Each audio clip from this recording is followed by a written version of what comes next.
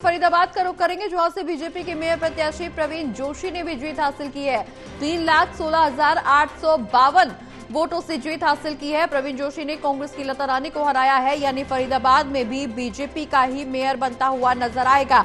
अब कुल मिलाकर के 7 ऐसी जगह, 7 नगर निगमों में बीजेपी का मेयर होगा। और आपको बता दें कि इस दौरान फरीदाबाद के अलावा करनाल, सोनीपत, रोहतक, अंबाला, हिसार, गुरुग्राम ये भी वो जगह जहां पर बीजेपी के मेयर पद के प्रत्याशी ने जीत हासिल की है। अगर हम फरीदाबाद का जिक्र करें तो प्रवीण जोशी ने कांग्रेस की लता रानी को कड़ी शिकस्त दी और इस दौरान 3,16,852 वोटों से जीत हासिल की है। हमारे साथ लगातार सारे मेहमान जुड़े हुए हैं, उनसे भी चर्चा को आगे बढ़ाएंगे, लेकिन अपने दर्शकों को निकाय चुनाव की एक तस्वीर स्पष्ट रूप से साफ रखते हुए नजर आ रहे हैं, सामने रखते हुए नजर आ रहे हैं। सबसे पहले सबसे तेज नतीजे टोटल टीवी की टीम आप तक पहुंचा रही है और फरीदाबाद में प्रवीण जोशी ने कांग्रेस की लता रानी को कड़ी शिकस्त दी है। 3,16,000 वोटों से 16,852 वोटों से जीते हैं। 3,16,852 वोटों से प्रवीण जोशी ने कांग्रेस की लता रानी को हराया है। फरीदाबाद से हमारे सहयोगी विशाल बने हुए हैं। विशाल, फरीदाबाद से भी अब नतीजे स्पष्ट हो गए हैं। बीजेपी मेयर पद के प्रत्याशी प्रवीण जोशी ने 3,16,852 वोटों से कांग्रेस की लता रानी को कड़ी शिकस्त दी।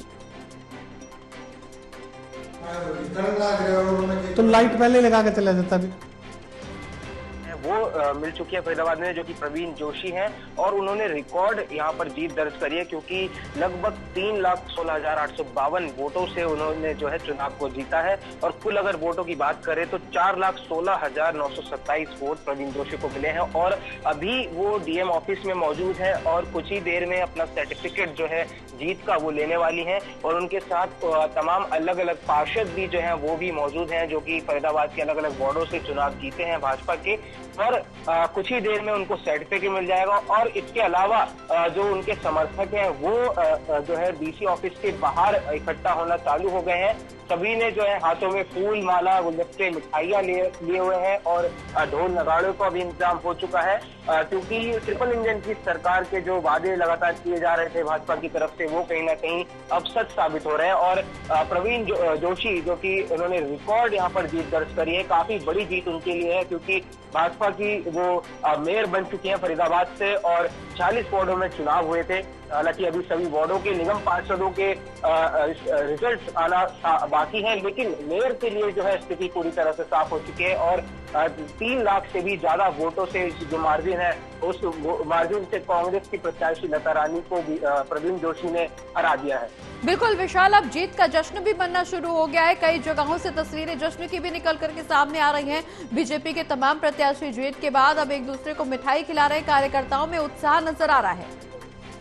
जी बिल्कुल, ठीक उसी प्रकार का उत्साह प्रवीण जोशी के समर्थकों में भी देखा जा रहा है, क्योंकि अभी जैसे ही वो सर्टिफिकेट लेके बाहर निकलेंगी ऑफिस से, उसके बाद जो जश्न की तैयारियां हैं वो बीजेपी दफ्तर में भी कर ली गई हैं, जो कि अटल कमल दफ्तर है बीजेपी में फरीदाबाद में, वहां पर भी। और साथ ही साथ जो प्रवीण जोशी के घर है वहां पर भी तैयारियां जो है जश्न की हो चुकी हैं। अभी से ही ढोल नगाड़े बजना चालू हो गए, क्योंकि स्टार्टिंग जो रुझान आए थे उसमें ही ये साफ हो गया था कि प्रवीण जोशी काफी भारी मतों से जीतने वाली है, क्योंकि शुरुआत के पहले दूसरे राउंड में ही प्रवीण जोशी जो है कांग्रेस के प्रत्याशी को काफी ज्यादा पीछे पछाड़ चुकी थी।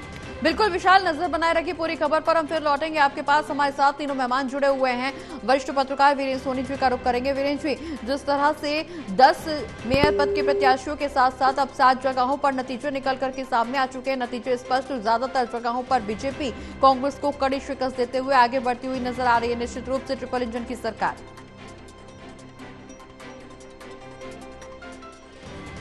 वीरेंद्र जी, आवाज मिल पा रही है आपको हमारी?